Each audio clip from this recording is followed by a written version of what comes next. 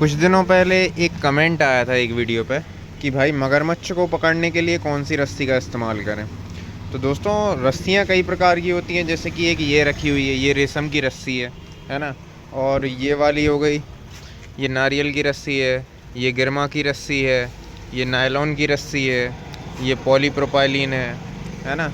बहुत सारे प्रकार की रस्सियाँ आती हैं। तो हर रस्सी का अपना एक इस्तेमाल होता है। और अगर आप हार्डवेयर की दुकान पे जाएंगे तो आपको काफ़ी सारी प्रकार की और रस्सियाँ देखने को मिल जाएंगी, है ना। मेरे पास अभी इतनी है, इनके अलावा इन्हीं में काफ़ी सारा स्टॉक भी रखा हुआ है। तो हर रस्सी का अपना एक इस्तेमाल होता है। और रस्सियाँ ऐसी चीज़ होती हैं दोस्तों जो हर सीज़न में बिकती हैं, 12 महीने बिकने वाला प्रोडक्ट है। मेरी दुकान पे दोस्तों दिन भर में कम से कम मैं बेच लेता हूँ लगभग 20 से 25 किलो रस्सी एवरेज है ना। इतने की सेल होती ही होती है। और बहुत अच्छा मार्जिन भी मिलता है रस्सियों पे, है ना। अगर आप 15 से 20 रुपए केजी के हिसाब से भी मार्जिन पकड़ के चलो ना, तो भी आपको काफ़ी ज़्यादा प्रॉफिट हो जाएगा। मतलब एक दिन में आप रस्सी बेच बेच के ही आप 500-600 रुपये आराम से कमा लोगे, है ना।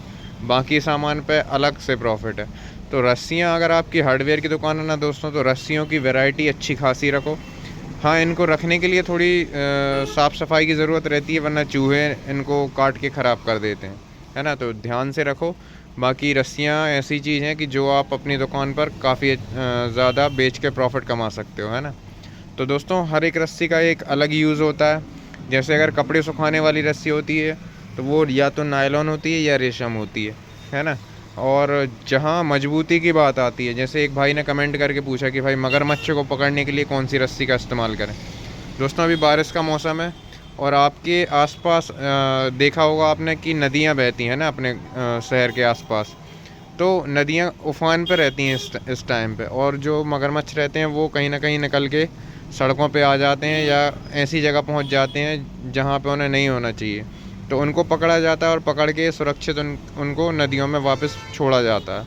मेरे यहाँ पे भी कम से कम ऐसे सीज़न में 20 से 25 बार पुलिस वाले आते हैं, फॉरेस्ट वाले। वो मगरमच्छ को पकड़ने के लिए रस्सी ले जाते हैं, है ना, मेरी दुकान पे भी। तो मैं उनको सजेस्ट करता हूँ एक ही रस्सी, वो है ये 12 की पॉलीप्रोपाइलीन, है ना। और वो भी यही मांगते हैं, एक ये वाली, और इसी में एक पॉलीप्रोपाइलीन में पतली वाली भी आती है, तो वो भी उनको चाहिए पड़ती है। तो ये दोनों रस्सियाँ मगरमच्छ को पकड़ने के लिए लगती हैं, है ना। अब ऐसा क्यों होता है दोस्तों, क्योंकि ये दोस्तों पॉलीप्रोपाइलीन की रस्सी है। सबमर्सिबल में आपने देखा होगा तो यही रस्सी डाली जाती है, क्योंकि ये रस्सी ना सड़ती है ना गलती है ना। और ना धूप में ख़राब होती है, और आसानी से कटती भी नहीं है। आप इसको आरी से काट के देखोगे ना, बाकी रस्सियों को काटोगे ना, सबसे पहले ये वाली गिरमा वाली रस्सी कट जाएगी, फिर उसके बाद रेशम की रस्सी आसानी से कट जाएगी। लेकिन पॉलीप्रोपाइलीन रस्सी को काटने में थोड़ी मेहनत लगती है। काफ़ी मजबूत रस्सी मानी जाती है, और सबसे ज़्यादा बिकने वाली रस्सियों में से एक होती है पॉलीप्रोपाइलीन। क्योंकि हर जगह आपने देखा होगा सबमर्सिबल खुदते हैं आजकल, है ना, बोरवेल खुदते हैं। तो सबमर्सिबल को डालने के लिए इसी वाली रस्सी का इस्तेमाल किया जाता है। और हर घर में लगभग 100 फीट 150 फीट से ज़्यादा बोरवेल होते हैं। मेरे घर पे 400 फीट है ना। तो ये लंबाई में काफ़ी ज़्यादा बिकती हैं। और सिर्फ हार्डवेयर की दुकान पे ही नहीं, लाइट फिटिंग की दुकान पे या मोटर पंप की दुकान पे आपने देखा होगा सबसे ज़्यादा प्रोडक्ट होता है बिकने वाला, वो रस्सी होती है ना। तो अगर आप रस्सियों में डील करना चाहते हैं तो बहुत अच्छी बात है, इसको करिए, इसमें कोई भी घाटा नहीं है। और एक अच्छी बात यह है कि इनकी एक्सपायरी डेट नहीं होती है, और ये ख़राब नहीं होती हैं रखी रखी, है ना। तो आप इनको अच्छा खासा स्टोर भी कर सकते हैं। अब दोस्तों, इसको डील करने के लिए इसमें दो ऑप्शन है आपके पास। या तो आप रिटेल में डील कर सकते हो, ट्रेड कर सकते हो, या फिर आप होलसेल में ट्रेड कर सकते हो, है ना। अगर आप रिटेल में बात करो तो वैसे दुकान पर रख के बेचने में भी काफ़ी प्रॉफिट है। लेकिन अगर होलसेल की बात करें ना, तो इसमें प्रॉफिट बहुत ज़्यादा है ना। अगर आप दोस्तों जहाँ किसी भी मैन्युफैक्चरर को पकड़ लो, है ना, उससे आप डील कर लो कि आप उससे होलसेल में रस्सी ख़रीदोगे। और ज़्यादा नहीं, शुरुआत आप 1-1.5 लाख 2 लाख से भी कर सकते हो, है ना। 2 लाख रुपए की रस्सी ला के आप अपने पास रख लो, और उसको आप होलसेल में दुकान दुकान पे जाके बेच सकते हो, है ना। सैंपल लेके जा सकते हो और दुकानदार को दिखाओगे, कोई भी दुकानदार बहुत आराम से वो रस्सियाँ ख़रीद लेगा। आज की डेट में रस्सियों का कंपटीशन बहुत कम है होलसेल बाज़ार में। बाकी सारी चीज़ों का इतना ज़्यादा कंपटीशन है कि हर कोई, जैसे प्लम्बिंग हो गया, प्लम्बिंग का कंपटीशन बहुत ज़्यादा है, नलों का कंपटीशन बहुत ज़्यादा है, एसिड का बहुत ज़्यादा है, ताड़पीन का बहुत ज़्यादा है ना, हर एक चीज़ का कंपटीशन बढ़ गया है। लेकिन अभी भी कुछ प्रोडक्ट ऐसे हैं हार्डवेयर में जो होलसेल में काफ़ी कम कंपटीशन के साथ मार्केट में अवेलेबल है ना। तो उन पे आप व्यापार करके काफ़ी अच्छे पैसे कमा सकते हो। तो रस्सियों पे व्यापार करो। आपने देखा होगा तो नारियल रस्सी का बहुत ज़्यादा कंपटीशन है ना, हर किसी के पास होलसेल रेट पर मिल जाती है आजकल। लेकिन अभी भी ये रस्सियाँ जो हैं ये नहीं मिलती हैं आसानी से। जैसे अभी मेरी ख़त्म हो जाती हैं तो मेरे को इंदौर से ही ऑर्डर लगाना पड़ता है ना, क्योंकि मेरे यहाँ पे ये रस्सियाँ होलसेल में कोई नहीं दे रहा। मैंने बहुत ढूंढ लिया, कहीं नहीं मिलती। और मैं चाहता हूँ कि मेरे को कोई यहाँ लोकल से ही देना चालू कर दे, ताकि क्रेडिट फैसिलिटी बहुत आसानी से मिल जाती है लोकल में, है ना। लेकिन अगर बात करें कि कहीं बाहर से इंदौर वगैरह से अगर मैं मंगाता हूँ ना, तो मेरे को क्रेडिट फैसिलिटी नहीं मिलती है, एडवांस पेमेंट करना पड़ता है। रेट थोड़ी अच्छे मिल जाते हैं, लेकिन साथ में एक्स्ट्रा जो भाड़ा वगैरह है उसका खर्च भी आ जाता है ना, तो वो लोकल के बराबर रेट पड़ जाता है।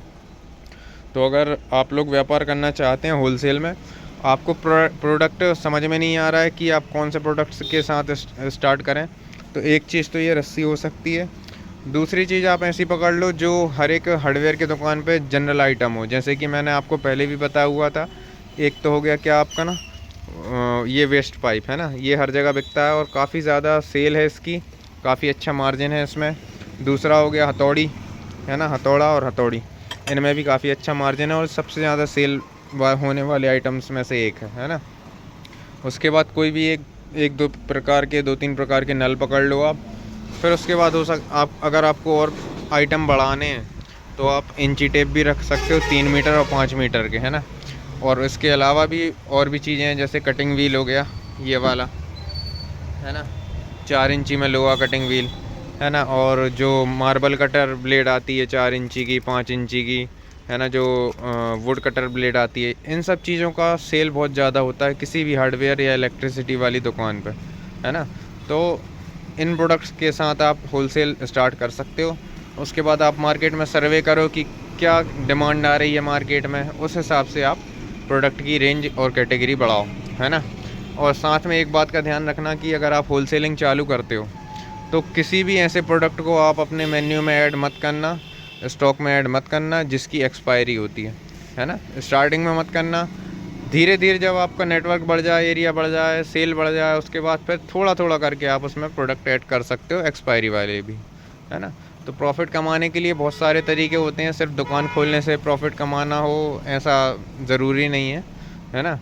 आप बिना दुकान खोले भी व्यापार कर सकते हो और अच्छा खासा प्रॉफिट कमा सकते हो, है ना। इसी तरह की वीडियोस देखने के लिए मेरे चैनल को सब्सक्राइब करें, वीडियो को लाइक करें, है ना। और बहुत सारी अच्छी अच्छी वीडियोस डली हैं तो आप उनको भी जाके एक बार देखें, आपको बहुत जानकारी मिलेगी और कई ऐसे तरीके पता चलेंगे जिनसे आप हार्डवेयर की दुकान से या हार्डवेयर का व्यापार करके काफ़ी अच्छे पैसे कमा सकते हो।